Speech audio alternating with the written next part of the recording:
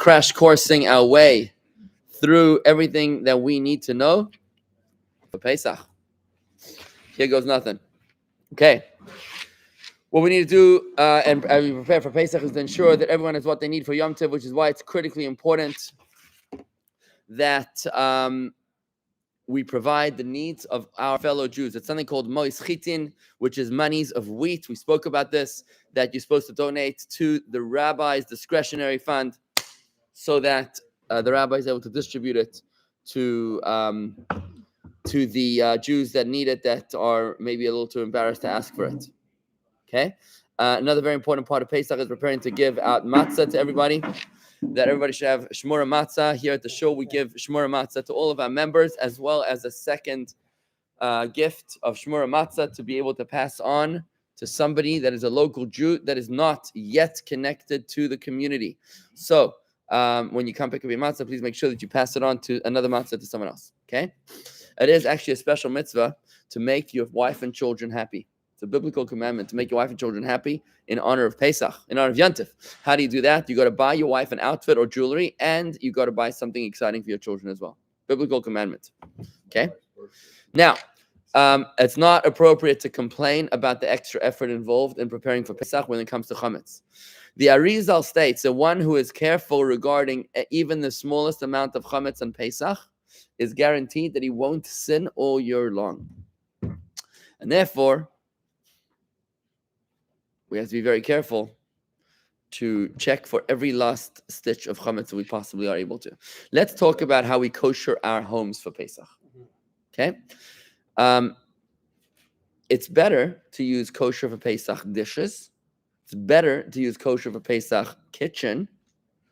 It's better to have a kosher for Pesach house, which means if you close up your house and get a kosher for Pesach, go to a hotel, that's better. But if you can't do that, then you got to do it under the following conditions. Now, what we're about to learn is probably best done under rabbinic supervision. There are actually koshering services that you can hire someone to come out to your house a couple hours and do whatever you need to do to kosher your home. But let me just go through this for the sake of Torah study. And if you are going to do it, at least you'll know what you're doing. So because they're often made with non-kosher fats. This is only it's only a stringency because those fats don't have any taste. And if any taste that they do is a blemished taste, which doesn't count. Now, if you don't have utensils designated for Pesach, and you don't have disposables, which you brought up the other day, then metal utensils can be koshered for Pesach. Now, when you kosher dishes in boiling hot water, you cannot kosher food. So tray food cannot become kosher food. Only dishes which have flavor of non-kosher food can become kosher, right? Therefore, when you're koshering dishes, you need to make sure that they're absolutely clean of any residue of food, which was not kosher. Not only do they have to be clean of residue before you kosher the dishes, but also they have to wait 24 hours before they actually get koshered. And the reason for that is because after 24 hours, the flavor inside a dish or a pot or a vessel or utensil has become blemished. So it's not dissipated, but it's blemished, which means that it's not of any biblical prohibition anymore. It's only of a rabbinical prohibition, which means that the koshering you're about to do is not to expunge a biblical prohibition of non-kosher flavor. It's not to expunge a rabbinical prohibition of non-kosher flavor. After 24 hours, it's considered a blemished taste. Now, when you kosher in boiling water, the pot for koshering may be a chametz pot. So you get a giant pot. Right, let's say in your house, right? Your house. You have a fork, milchik fleshik, and the fork, by mistake, landed up in the wrong side, in the dishwasher, the milchik, right? Fleshik fork. Now you got to kosher with the fork. What do? You take a pot that fits a fork. Now, it could be a chametz pot if you're koshering for Pesach. It could be any pot. It could be any pot. Now, what you do is you want to make sure it's perfectly clean, and you want to make sure that this pot wasn't used for chametz for 24 hours, because then the flavor is dissipated. And also, you want to make sure that it's a metal pot that is not enamel coated or earthenware, because those are not exactly, those absorb but don't release. Stainless steel is pretty good. Stainless steel is the best. Yeah. Now, what you do is you fill the pot with water. You let it boil, and then you drop a hot stone or a hot piece of metal inside so that it overflows. And what's the purpose of overflowing? You don't understand. The purpose of the overflow is to ensure. The purpose of the overflow is to ensure that every part of the pot now is being koshered by itself, by the boiling waters, right? The water should then be poured out of the. Right. The water should then be poured out, and then the pot is rinsed with cold water. So now it's now kosher. It's now being kosher. The pot should then be filled with water again, and the water is brought to a boil. Believe it or not, the longest part of this process is the boiling of the water. Now, utensils. Now, after you've done it once, you've boiled it with water, overflowed it with hot rock, and then you rinsed it with cold water, and now you refilled it a second time, and now it's boiling with water. So now you got a kosher pot. Even if it was a chametz pot or a treif pot, it's now a kosher pot, right? It's now kosher for Pesach pot. And what you're doing is that this time that it's boiling with water, it doesn't need to overflow because it's already self-kashered. Now you can throw your fork in, right? Or whatever vessel you need to throw in there. Now, wait, so I can't put my utensils in first. That's gotta be no, you can't put the utensils in first. Okay. Now, items should only be put into the pot when the water is boiling and taken out with special gloves or a metal strainer of sorts when it's boiling. While it's boiling, you can't put it in when it's sort of like near boiling. It's got to be bubbling. What were you about to say? Something? What if the thing you throw in needs to be kosher? That's what you're kashering. What do you mean? The rock? Stone. To make it overflow. What if you use You have a treif stone. Find another stone. Where's the trip stone? Find another stone. You said stone or metal. What's the Yeah, metal or stone. Something that's gonna make it overflow. And it's not gonna cool it down. So it's gonna make it boil. The first thing is to do a pot, is what you're saying, and then the second thing is to do the utensils. Exactly. First, make sure the mothership is kosher, right? No, but you put a pot into the boiling. If you want to. right? Oh no! I didn't say that. No. You had a pot, but now you're gonna kasher your fork in your pot. Right. But the pot itself has to be kosher. So what you do is you clean it properly. So then Leave it boil the 24. water in Leave the it 24 pot. hours. Okay, put it in the pot. Let it boil. Then throw the hot rock in so it overflows. Now it's kosher. Then rinse it with cold water so it's 100% kosher. Then refill it again, and now you can throw your fork in. That's only the first time you do it. A cauldron. Potable pots. Yeah, the mothership pot. It's like you could put like 3 people in there. You know what I mean? That size of a pot. And they boil it up. They put it out near the shul, and they tell everybody who wants. Maybe we should do this here, Taka. You know what? Maybe we should Taka do this. We get like a real fire going. We say everybody, whoever wants. You have these little baskets, and while it's boiling, you take your like a fishing net and you put it in and you put it out because I don't think it's a good idea. I want to tell you. The line of people will be so long you couldn't control. Yeah, make appointments. You can make appointments. Fine. Anyways, so now what happens is you got to put the fork in while it's actually boiling. Whatever you're koshering, it has to be while it's actually boiling. Not when it's nearly boiling. Not when it's going to boil. Not when it could have, would have, should have. Just put it in first and wait for it to No. boil? Why not? Yeah, you probably could do Why that. not? Now, as long as it's in while it's boiling. Now, if the water ceases to boil, which it will, by the way, when you throw in a bunch of cold forks, it's going to cease to boil. You bring the temperature down. Right. The pot should be big enough to allow all surfaces of the utensils to be touched by water. Each object should be dropped into the pot in such a way that it will not touch the sides of the pot, which is why you can't really put a whole stack of dishes in one shot because they're touching each other. The water has to get around. The water's got to get around the full dish individually, right? Plastic plates, much easier. After immersion, it should be rinsed with cold water. When koshering utensils in a pot, do not dip too many utensils at once to ensure that there's enough room for the bubbling water to cover each utensil individually. Kind of like when you go to the mikveh yourself. When you go into a mikveh for spiritual cleansing, you can't go in like with clothing on or with paint on your arm or even like this, even clenched fist. Because if you go with clenched fists, I don't think I'm on. No, I am on. If you go with clenched fists, then what happens is then the water doesn't go into the fists. So you go into a mikveh, you got to make sure the water is able to go in every single part of your body. Those using a pot, a brand new pot, never used.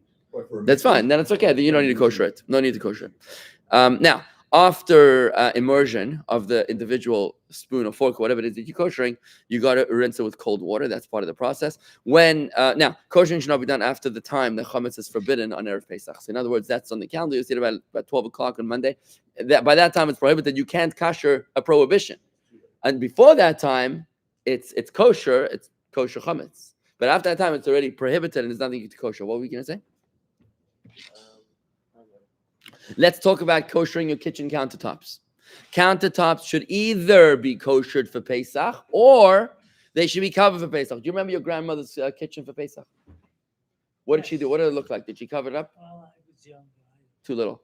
I just remember Pesach was a lot of tin foil, a lot of like interesting materials, no beautiful marble countertops. You know, I don't think it was always, we had in our house. We had these dictim. They were called dictim. Dictim meant like wooden things. You covered the whole kitchen with wood. It just looked like a little vagabond like. But whatever. Now, if you're covering your kitchen, Wood is very porous. yeah, but it doesn't get through. The flavors are coming through from the countertop through the wood. If covering your countertops, then make sure to use a material that will not easily rip. Clean the counter thoroughly first. Don't put hot pots and Pesach on it because it might rip the cover and burn right through. You don't want to blow Right. Now, oh yeah, but I blowtorch my marble countertops. I do blowtorch them. Now, that's how you this is how you would. And then you cover them? I do both. Yeah, I do both.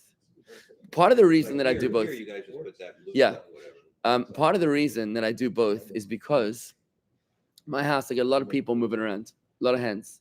Too many cooks spoil the broth. Is it possible that somebody made a mistake? You know, milchik fleshik. I want to kosher it anyways.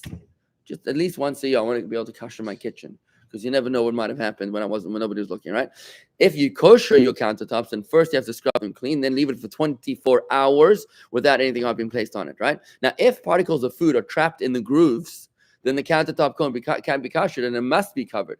So if you've got some sort of a countertop which has, I don't know, it's got like, depending on what kind of countertop, you know, if it's not perfectly smooth and it's got grooves, like let's say, you know, you have sometimes a seam in between. If you, you know, like over here, that's the reason we can't kosher that one because there's a seam putting together the two Caesar stones. And one time I tried to blowtorch it, guess what happened? Melt the whole glue, so it was a bit of a mess. Yes, you would ask? I'm thinking now, if she made a mistake, She. Why did you say she? my grandmother. Oh, your grandmother made a mistake. All right. If she made a mistake, all right. Yeah. So, in the house, there was always utensils sticking up in the. I know it's very dangerous to take a walk in my mother's garden. You never can walk into a knife. There was knives everywhere. There's She would stuff. put it in the flower pot. The flower pots ever. Yeah. Now that's an interesting way to kosher. It's we'll get to that soon. It's not how you supposed. It's not how you're supposed to. It's one way. There's one way about sticking the knives in like 3 times or something, but because what it does, it's like rubbing it off, right? But you need to kosher it in a different way. Now, if so now koshering is done by pouring boiling water onto the countertop. That's one way to do it. I do want to warn against this. It's a little bit dangerous unless you have like proper protective gear. I once tried this here at the shul and I already hurt myself. It's pretty dangerous. The boiling water, if you slip. Right, either use a pot that is kosher for Pesach or a chametz pot that was not used for 24 hours. Boil the water in the chametz pot and empty it before using, just in the way that you kasher the chametz pot, right? Then you pour the pot of boiling water over the entire area of the counter and make sure that there's a continuous flow of water from the pot to the surface without interruption. That's where things get dangerous. You know, you're like maneuvering this thing. It's a giant pot of boiling water. One misplacement and you can be in the emergency room. A large counter may be koshered in stages. First, pour the boiling water on one portion of the counter, and then repeat the process for the next portion. It is preferable to use a stone as well. So I have this like little appendage, which is like a metal thing, which has a brick at the end of it. It's kind of a cool, interesting appendage in my garage. And what you do is it's a boiling rock. And what you do is you pour the boiling water on one portion of. You heat the stone on the fire. It's a brick, and then you pour the boiling water on the counters and you hold the water there so the water boils again as it hits the counter. As you pour the water over the boiling rock, it sizzles, right? So it hits the ground. Sorry, it hits the counter boiling. Make sure the stone is used over the entire area of the counter. Now you need more than one person because one person's holding the pot, the other person's holding this thing. And I don't know. Now, the thing with a blowtorch is that a blowtorch is a more effective koshering. It's a more higher heat. Therefore, that which can be koshered with water can also be koshered with dry heat to the blowtorch, not vice versa. So therefore, if you have a blowtorch, it's safer because there's one person that goes up and down. It might cause a little more damage to the kitchen. Yeah. Now, let's talk about the sink itself. Sink, remember, you can't kosher all vessels. We're only speaking about metal so far. We're going to talk about the various materials soon, okay? Now, sink faucets should be koshered and covered or changed. So the sink faucets, there's a lot of little grooves over there in the sink faucets, right? So you want to kosher them. What I do is I take the blowtorch, I go over it.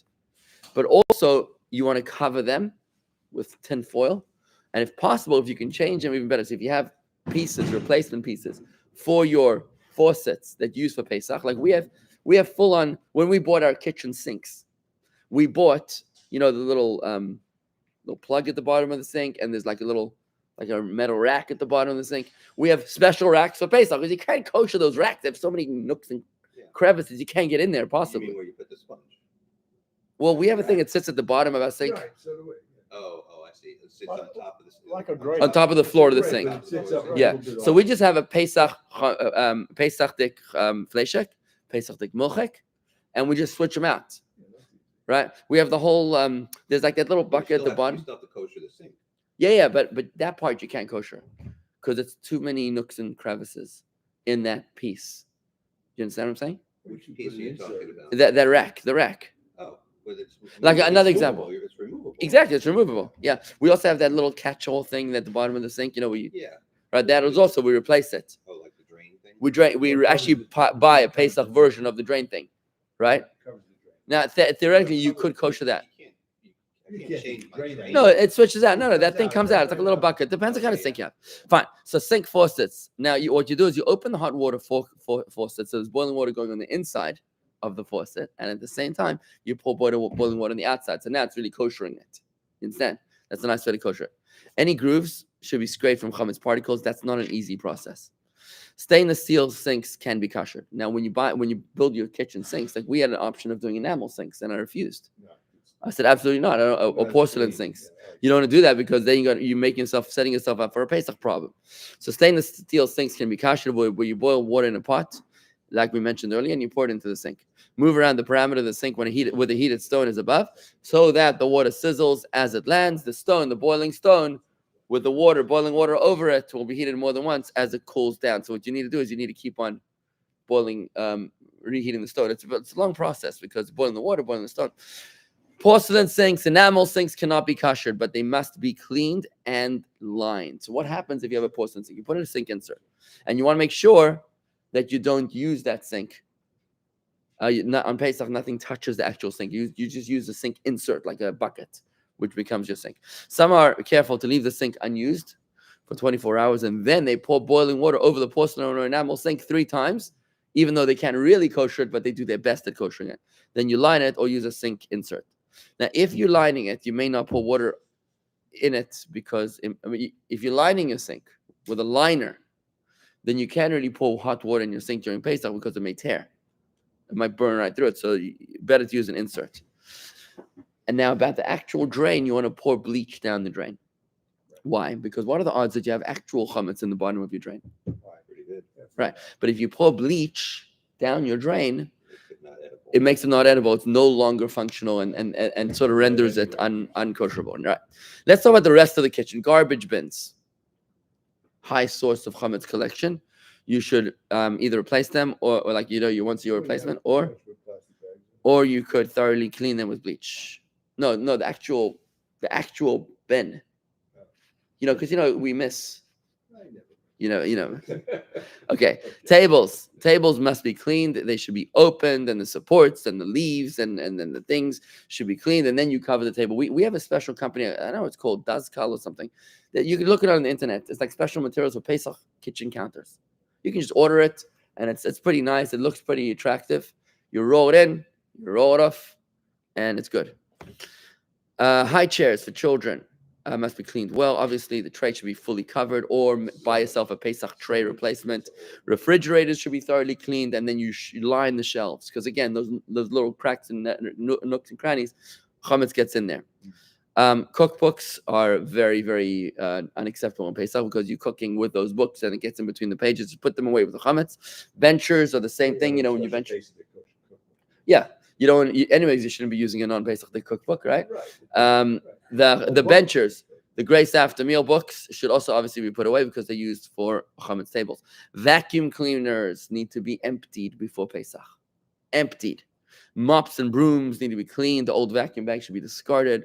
Computers, right? Typing with little crumbs on your fingers. Home phones, cell phones. Cell phones. You know how dirty cell phones are? It's pretty gross. Cell phones, people use them all the time, and they really need to be cleaned. Any grooves must be cleaned with a cloth or a cleansing agent. so that any chametz becomes useless. Don't put bleach on your phone. Yeah, that would be interesting. I think that worked well. Also, you should be careful not to use try to be careful not to use your cell phone on Pesach near any food, because this is a very personal item, your cell phone, and it gets up close and personal. So try to keep it away from the food. Microwaves should not be kosher. Let's talk about stovetops. So microwaves cannot be kosher. There is a way to kosher microwaves. There is a way to kosher microwaves. If you want, you could do it like this, where you make sure it's all 100% clean. The tray itself, if it's glass, technically, if it's plastic, there's nothing you can do about it. But what you do is you make it fully clean, and it's kind of dangerous though. What you do is you boil water, just a glass of water in there, for I think 2 minutes, and then it could explode. It could explode. The water itself could explode because it's radiation heat. So you're gonna be very careful. You just sort of like let it sit there for a while and then come back later. But there is a way to do it, but it's recommended against if possible. Now, again, when I say recommended against if possible, it means like this: if you're not going to do anything, it's better to do it this way, the way I described. If you're not going to do anything, it's better to do it that way. But if you're going to go a little bit more, and you are able to kosher as, let's say, by getting a kosher microwave for Pesach, right? Or if you are able to upgrade, then you upgrade. Let's talk about stovetops. Gas cooktops with grates. The easiest way to kosher these grates is to take the grates off the stovetop and put them inside of your self-cleaning oven.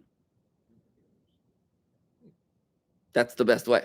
And then let it run the self-cleaning cycle. If your oven's not self-cleaning, then you got a problem.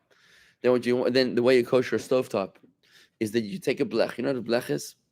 A blech is like a cover, like a metal cover, which we use in Shabbos to keep food warm. It's basically a metal sheet. And let's say you take an aluminum pan. You can use an aluminum pan. Turn it upside down, an aluminum pan. And you cover the stovetop, and you turn on the burners on high for 15 minutes. This will create enough heat for koshering. But be careful not to do all 4 burners at once if you are covering with aluminum foil, because it's going to get so hot that it might break your oven, your stovetop. I mean. So don't do all 4 at once. Electric cooktops with coils. Now, those are the electric ones where, not the glass, where the coils become red hot, right? So those ones are very good. When the coils... No, I'm not talking about the glass yet. If there's just coils, the older ovens, older stovetop, they're just actual coil. Those are great because you just turn them on, and they are fire hot. They are red hot. So those ones, they just get red hot and they self-kosher. The flat part in between the grates should be koshered by pouring boiling water over it. It should... Ruin the stove. Would you ruin the stove if you pour boiling because water? You have electric in it. No, you don't want Well, you have to let you know it's gas, right? Well, Yep. He's You're talking talking about about gas. Yeah. No, No, you're I'm talking about electric. If you have electric, would it ruin the stove to pour boiling water on it? I think so. So you can blowtorch it. I have a huge blowtorch. Huge. It's like, right? Have glass on top. Oh, we're getting it there in a second. So by pouring boiling water, it should then be covered because food should still be, which could fall there. So even the space in between the stove, what you want to do is you want to cover it with tinfoil. Okay. Now let's get to the glass cooktops. Should best be avoided in Pesach. The glass cooktops is the problem. It's better to purchase a portable electric, one of those portable electric low stovetop for Pesach. Otherwise, you can use a stovetop cover. Why is a glass top a problem? Because the glass, if you make it too hot, it's going to crack.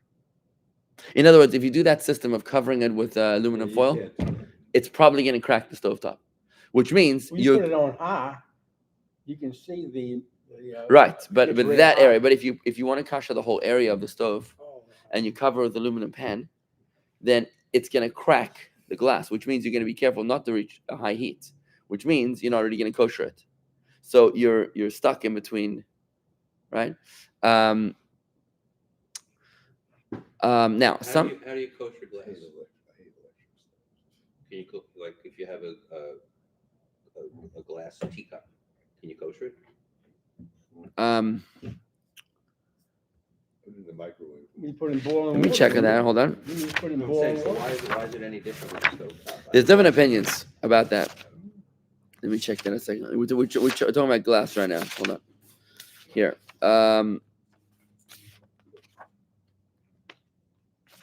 Okay, 1 second.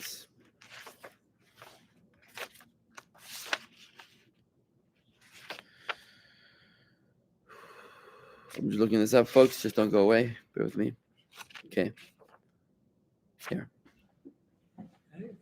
Here. So look. So porcelain. Just go through this quickly. Porcelain cannot be koshered, right? Glass.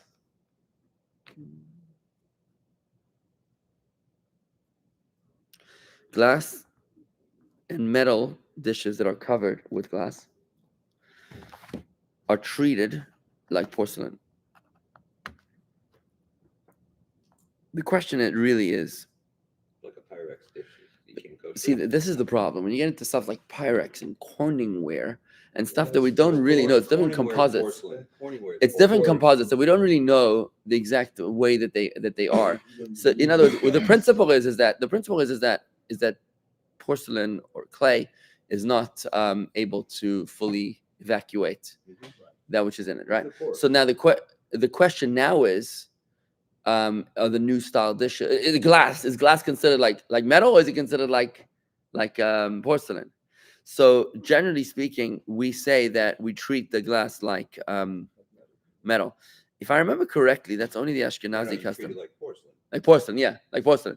That's not kosherable. Not- You treat glass like I don't know why Yeah. glass is Why not glass is porous. not A gla- porous? A glass cup or glass, it's not Not porous. You're arguing with hundreds of years of tradition over here. Hundreds of years of tradition. It's interesting though, because our Pesach dishes years ago were With glass. Yeah, I remember Remember that. the too. glass? What's wrong with that? What's wrong with that? Because that's after Pesach already been, it's only used for Pesach, so it's okay. Yeah, let's see this. Here. Glass is one of nature's most versatile products. Created from the sum of nature's most prevalent raw materials: sand, soda, and lime. Sand, soda, and lime. What's soda? Like water drinking? No, soda was like a material. Okay, sand, soda, and lime. Silicon dioxide. Okay, glass can be made into delicate drinking glasses as well as into tough heat-resistant ceramic countertops, withstanding temperatures over 1,000 degrees Fahrenheit. Although glass can be made to be stronger and less porous than steel, the halachic status of glass remains enigmatic. On the one hand, Chazal sages recognize the fact that glass is tough, resistant, and non-porous. On the other hand, glass raw materials are the same as earthenware, which is very porous, extremely absorbent, and unable to be koshered in a normal koshering fashion if the vessel is used in a hot, non-kosher food application. So, let's just go through this because you're asking, right? So, how do we treat glass dishes? How do we treat glass dishes and utensils? The variety of glass on the market. There's Duralex, Duralex, Pyrex, Corel, and Crystal. All of these have the same halachic status as glass. Corel mugs and some Arkarokt dinnerware are ceramic. Melmac is not like glass, it's like plastic. China is considered like earthenware. Corningware is not glass, it's China, which means that it's no good.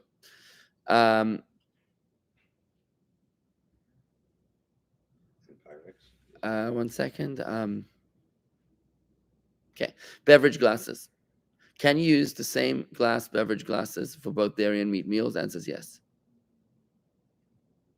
Can these glasses be used for both hot and cold beverages? They say yes. This is on the Star K website I'm on. I'm trying to figure out why that is. I'm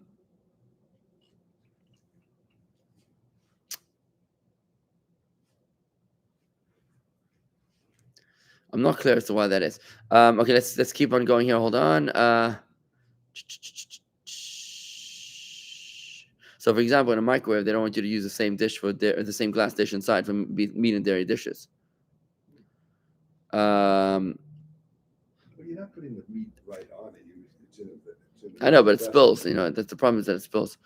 Okay. Yeah, glass top stoves. How do you kosher a glass stove top? Here it is.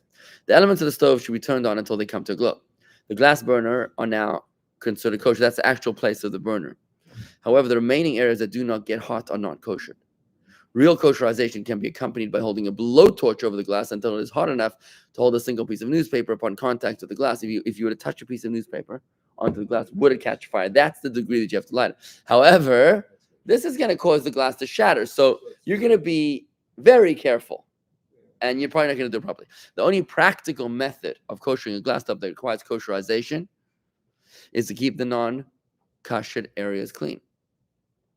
If there's a spill, the burner areas will burn off the spill. That's the burner area. And the burners will automatically be rekoshered. The non-burner areas should be cleaned from any residual spill so that it will not come back, basically. So the dirt won't come back, the food won't come back from the middle area of the stovetop to the food area. Look, it turns out it's pretty intense glass. So you can't kosher. You can't kosher. The best solution is to buy a portable stovetop.